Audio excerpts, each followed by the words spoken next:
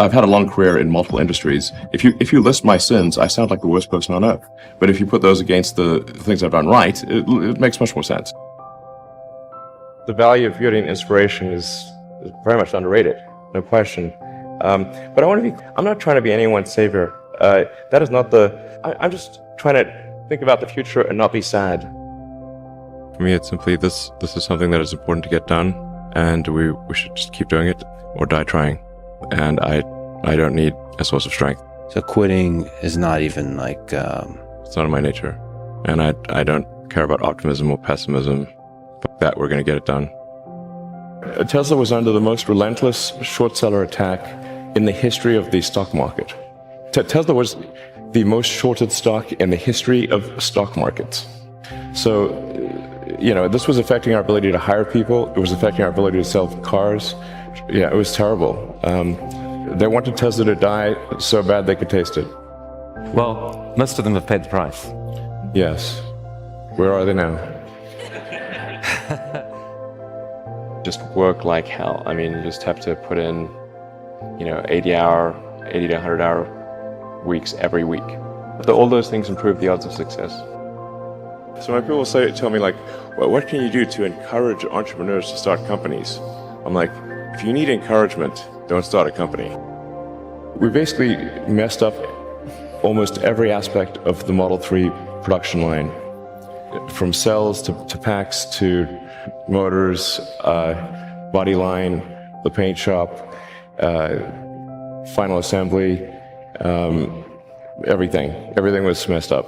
I lived in the Fremont and Nevada factories for 3 years, fixing that production line, running around like a maniac through every part of that factory, living with the team.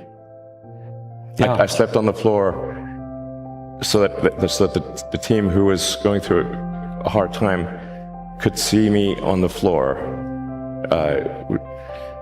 That they knew that I was not in some ivory tower. Whatever pain they experienced, I had it more. I mean, there wasn't any other way to make it work. The 3 years of hell, 2017, 18, and 19, were 3 years, the longest period of excruciating pain in my life. There wasn't any other way, and we barely made it, and we were on the ragged edge of bankruptcy the entire time. Do you feel that this challenge of figuring out the new way of manufacturing, you actually have an edge now, that it's different, that you've figured out how to do this? At this point, I think I know more about manufacturing than anyone currently alive on Earth. I can tell you how every damn part in that car is made. But I'm not afraid of dying. I think it will come as a relief.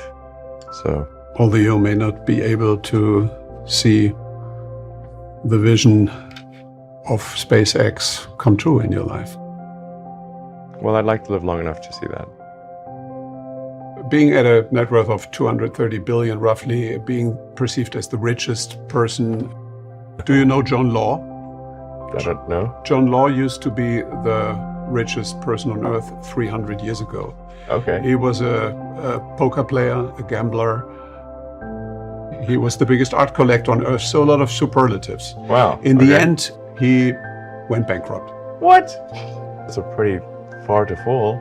Did you ever thought about that option, that something could go wrong and that you could one day lose everything? I mean, there's been many times where I expected to lose everything. Not, I mean, who starts a car company and a rocket company expecting them to succeed? Certainly not me. I thought they both had less than a 10% chance of success. If I go bankrupt, fine, whatever. I don't care. So many people